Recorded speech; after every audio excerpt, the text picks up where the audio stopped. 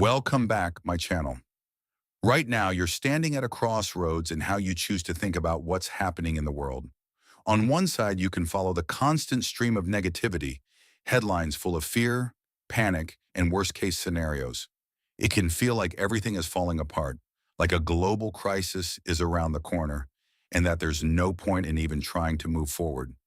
A lot of people are looking at current data and coming to the conclusion that the UK property market is finished, that it's no longer worth investing in. This kind of thinking is spreading fast, especially on social media. But if you step back and look beyond the noise, you'll start to notice something very different. There are still strong opportunities out there, real opportunities to build wealth if you understand what you're looking at properly. In this video, we're going to break down recent data from the Office for National Statistics, ONS, specifically their latest 2026 report on UK housing. It's fresh data, and while it's useful, it's also very easy to misunderstand if you only look at surface-level averages. So let's go through it carefully and explore why 2026 could actually present a major opportunity in the property market. Let's begin with rents and rental yields, because for most property investors, that's a key focus. At the end of the day, the main question is simple. How much income can a property generate compared to its cost? According to the ONS, rents across England have increased by around 3.5% over the past year. That's slower growth compared to the previous year, and naturally that makes some investors nervous. If rental growth slows down while costs rise, it can squeeze profits. Now, if we compare that to inflation, reported at around 3%, it suggests rents have only just kept pace. But in reality, many people feel that inflation is higher than the official figures. The cost of certain everyday items has risen far more sharply, sometimes by 10% or even 20%. So although the statistics show modest increases, the real-world experience often feels different. From a typical investor's perspective, this might seem concerning. If interest rates are rising, regulations are tightening, and rents aren't increasing significantly, then it can appear that property investing is becoming less viable. However, that conclusion is based on averages, and averages can be misleading. The reality is, not all areas perform the same. For example, London often dominates the news and shapes public perception. But in London, rent growth has been minimal, around 1% over the past year, and in some cases, property prices have even dipped slightly. It's no surprise that investors focused only on London feel uncertain.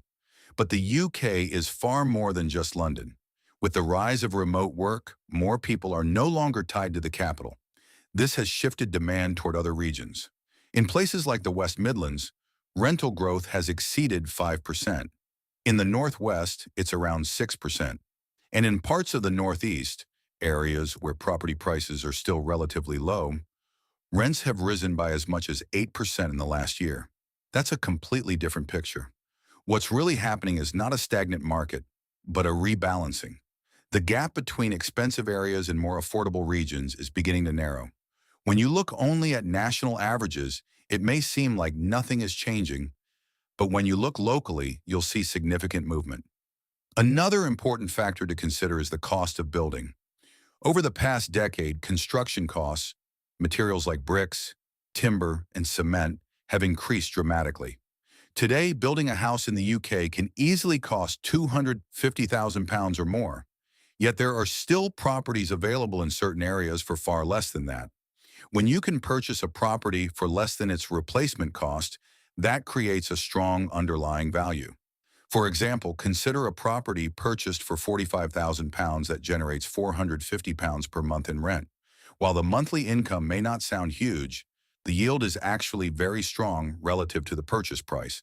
And in some cases, alternative rental strategies, like short-term lets, can significantly increase returns depending on demand.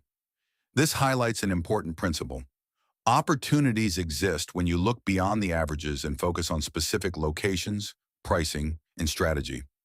Another factor that can improve returns is negotiation. Even a modest discount on the purchase price can have a meaningful impact on overall profitability. Buying below market value increases your margin from the very start. Now, when people ask, what will happen to UK house prices? The question itself is often too broad. Are we talking about London, the North, Specific property types, price ranges, averages don't tell the full story. There are also different ways to create value. Some investors rely on market growth, while others actively increase a property's value through improvements, such as renovations, layout changes, or lease extensions.